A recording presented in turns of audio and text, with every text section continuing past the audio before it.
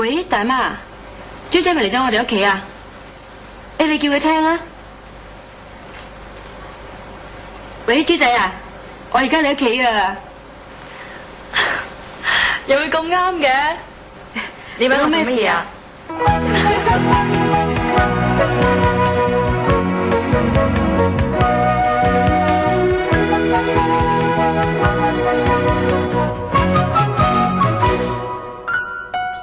又見他仿似白雲飄到我左右，還陪着我談地說天，拍拍我的手，但有數天仿似未明行蹤，他的態度令我恨透，